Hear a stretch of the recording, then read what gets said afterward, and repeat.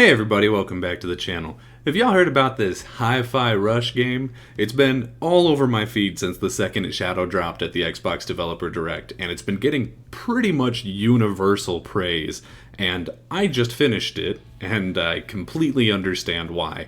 But I've got some notes, so let's get into it. So Hi-Fi Rush is sort of a difficult game to describe just because it's so unique. It's this character action slash rhythm game with platformer elements that's all sort of wrapped up in an anime aesthetic and a Saturday morning cartoon story. Basically, the best way I can think to describe it is if you took No More Heroes, crossed in the rhythm game from Elite Beat Agents, the style of a Jet Set Radio, and just sprinkled a little bit of Ratchet and Clank on top for flavor, that would get you pretty close to what Hi-Fi Rush is. And it's coming out from Tango Gameworks, who are primarily, actually exclusively known for horror games, being as how the only games that they've made are Evil Within 1 and 2, and most recently Ghostwire Tokyo, which are all three sort of darker, horror, gritty games. So it has a lot of people really surprised to see a game like this come out of that studio, and rightfully so. Although I will say, the head of the studio, Shinji Mikami, while he is also primarily known for horror games, being as how he's the father of Resident Evil, he's the person who did all of the good Resident Evil games, he's also no stranger to character action games, being as how he made God Hand back in the day, and he was actually one of the co-founders of Platinum Games, which is probably the most famous character action studio of all time, although they have sort of fallen off that pedestal recently. So while it's certainly unexpected for Tango Gameworks to put out a game like this, it's not completely out of left field that somebody like John Johannes from Tango Gameworks would be allowed to make a game like this, just because while there isn't that history of character action games at the studio, there is that history with the people who work at the studio, if that makes sense. So let's talk about the actual combat, right? It's the thing you're going to be spending the majority of your time in this game doing, and I'm happy to say it's really good, right? On one hand, it's exactly what you would expect from a character action game. It has all your typical combos. It's got your XXX and your YYYs.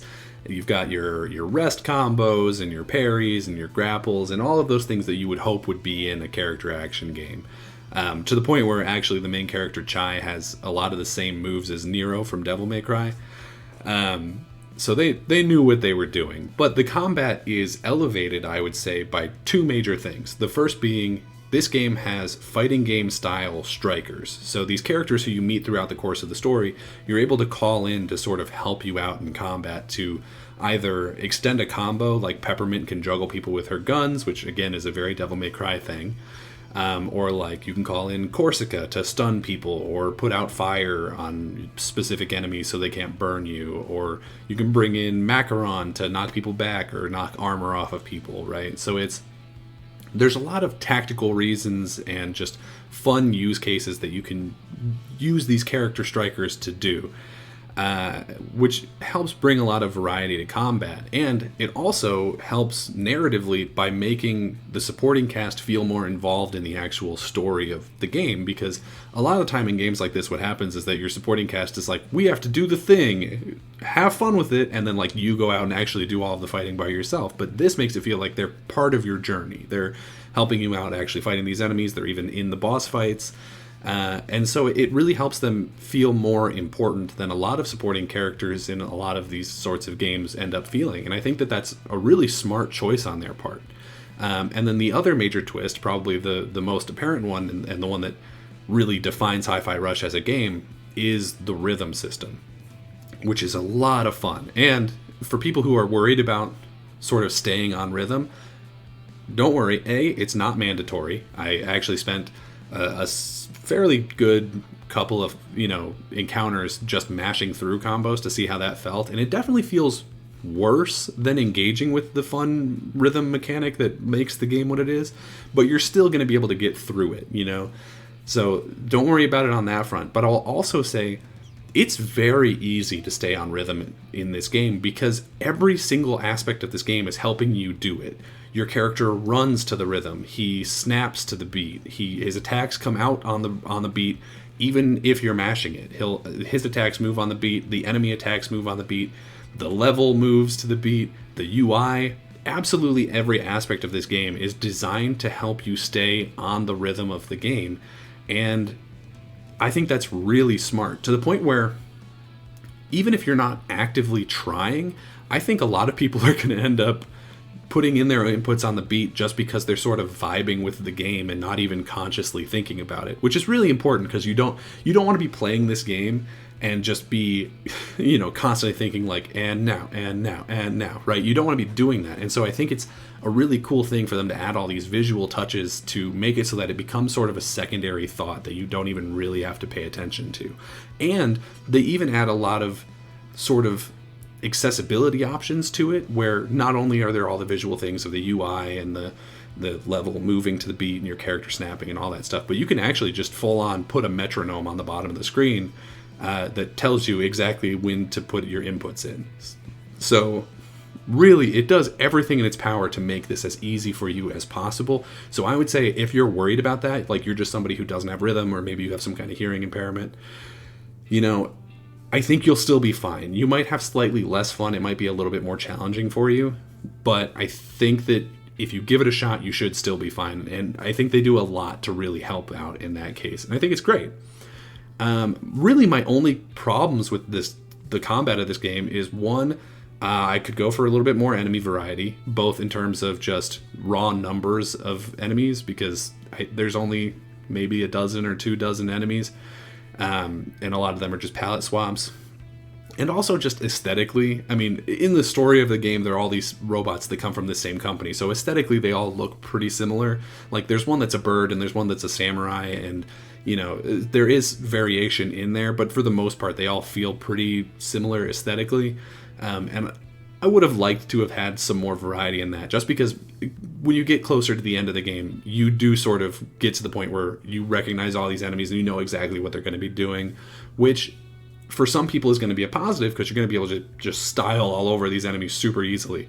But for me, I was just like, oh, it's this guy again. So I don't know. Your mileage will vary on that one, depending on just who you are as a gamer. But for me, it did get a little bit taxing by the end of the game. And the other thing is that at a couple parts of the game, it forces you to parry, right? Like it forces you to do this sort of mini game of parrying. And I didn't necessarily mind it. I think it was actually pretty fun, but it's always, problematic when a game forces you to play a specific way, because there's going to be some people who don't like that, right? And so I don't necessarily love the idea that there are multiple parts in this game where it forces you, and it's like, you're going to parry right now or you're not going to make it past this point. And I think that that's not a great idea. And it does get a little bit old. It's by the end of the game, basically every big enemy is going to go into like a hyper state that forces you to play this mini game. And so you end up doing it a lot. And it drags. It becomes that thing where basically every encounter you're having to do it at least once. So you're just kind of like over it.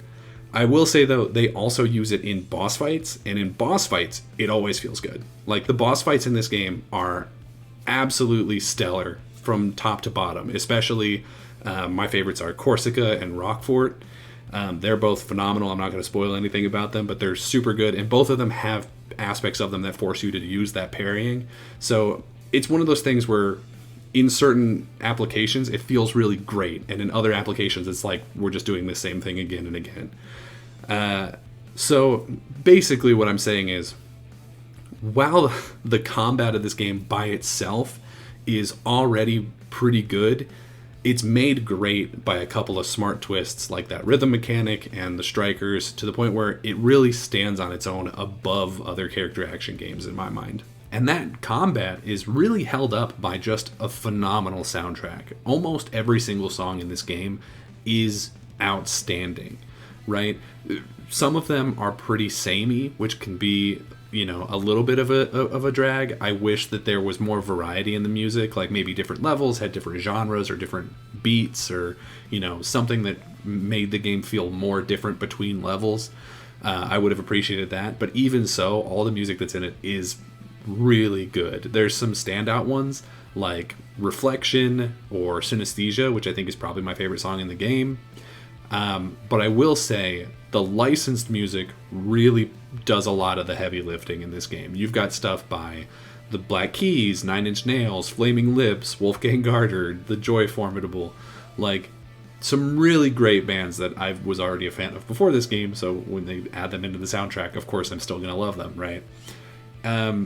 So I would say if you're playing this game, it offers the streamer mode where it replaces those licensed songs with sort of legally distinct versions of them.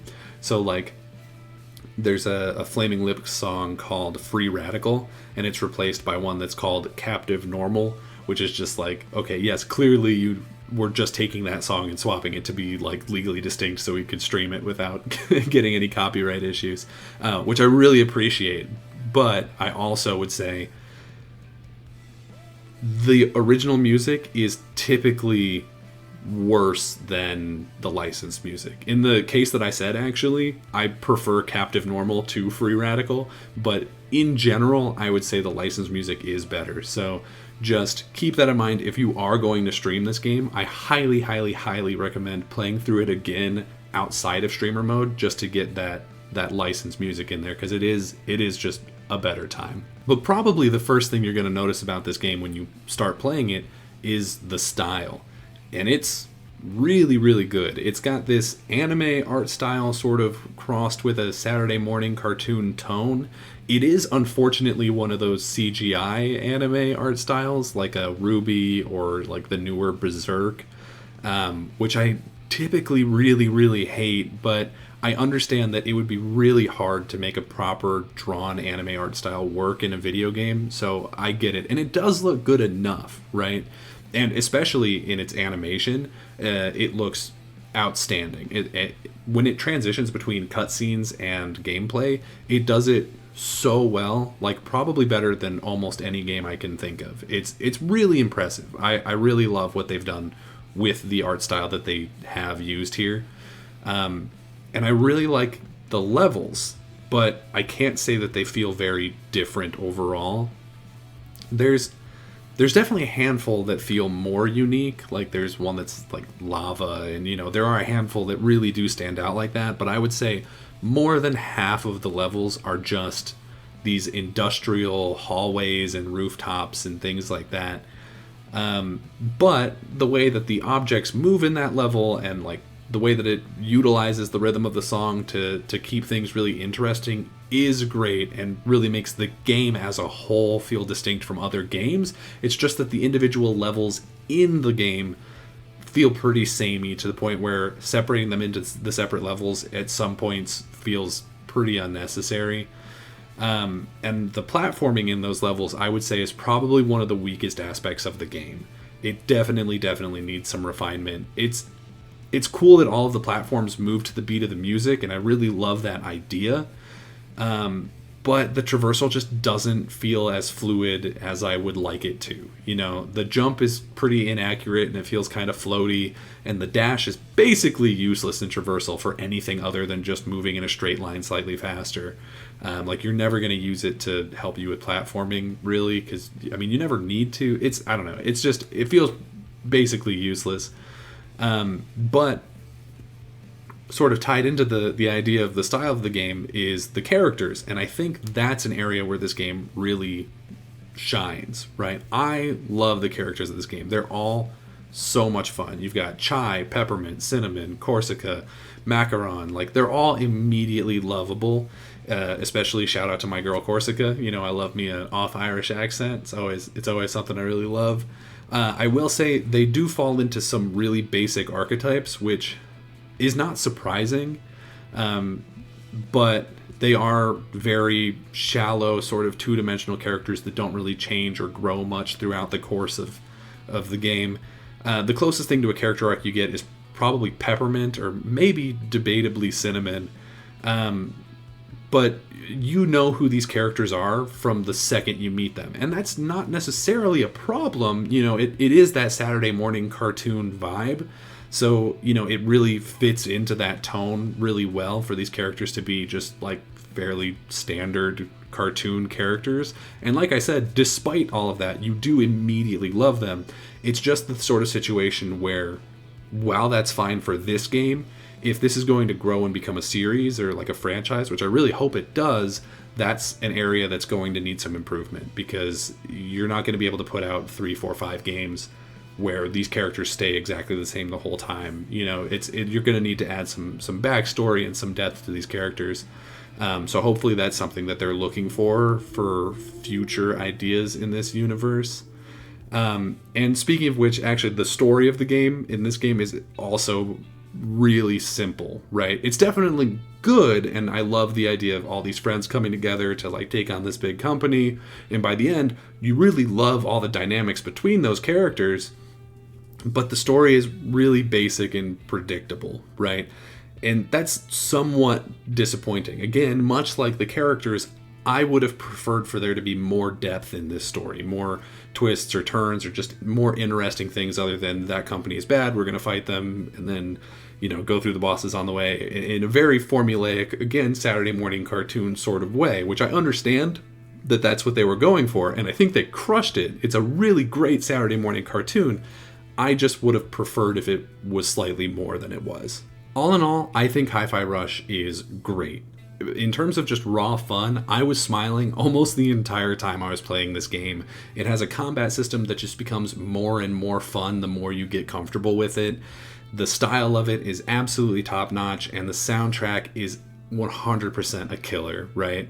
But it is held back by some shallow writing, some just straight-up bad platforming, and a lack of variety in all things.